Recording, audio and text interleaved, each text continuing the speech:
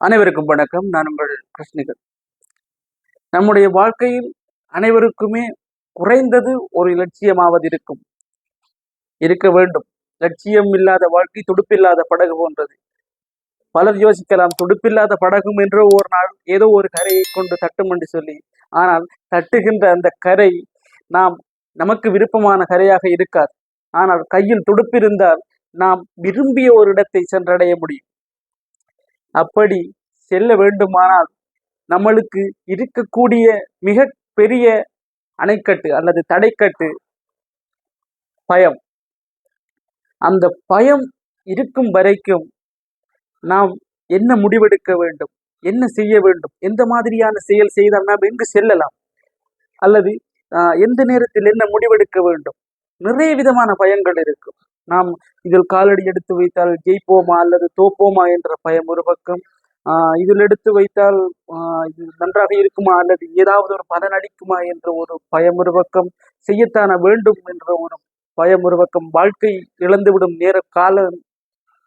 காலம் இல்லாமல் போய்விடும் என்ற மாதிரியான பயங்கள் நிறைய இருக்கு.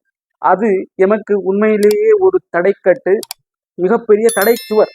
அந்த பயம் எப்பொழுது நமக்கு இல்லாமல் போகிறதோ, அந்த பயத்தை விட்டு நாம் எழும்பி எப்பொழுது ஏதாவது செய்ய துணிகிறோமோ அந்த இடத்தில் இருந்து நம்மளுடைய வாழ்க்கை ஆரம்பிக்கிறது. நாம் அந்த இடத்தில் நமக்கு தெரியும் நாம் எந்த இடத்துக்கு போக வேண்டும், இந்த இடத்திற்கு நாம் போக வேண்டும் என்று சொன்னால் நாம் என்ன செய்ய வேண்டும், எது செய்தால் எந்த வியூகங்களை பயன்படுத்த வேண்டும், என்ன முடிவெடுக்க வேண்டும் என்பது மாதிரியான விடயங்கள் அந்த பயம் இல்லாமல் போனாதான் தெரியும்.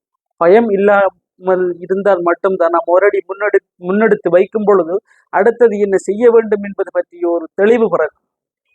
எனவே பயம் என்ற ஒன்றை விடுத்து செயலில் இறங்குவதே புத்திசாலித்தனம். அனைவருக்கும் நேரம் காலம் ஒன்றாகத்தான் இருக்கும். நேரம் காலம் அனைவருக்குமே நன்றாக குவிந்து கிடக்கிறது. அதை நாம் எப்படி பயன்படுத்துகிறோம் என்பதில் தான் இருக்கிறது. முதலில் பயத்தை விட்டொழியுங்கள். நீங்கள் பயத்தை விட்டொழிக்கின்ற அந்த நிமிடத்தில் இருந்து செயலை ஆரம்பியுங்கள். செயலை ஆரம்பிக்கும் அந்த நேரத்திலிருந்து உங்களுக்கும் உங்களுடைய லட்சியத்துக்குமான தூரமும் சென்றடையும் நேரமும் குறைகின்றது என்பதை நன்றாக மனதில் வைத்துக் கொள்ளுங்கள். எனவே பயத்தை விட்டொழியுங்கள், செயலை தொடங்குங்கள். நன்றி.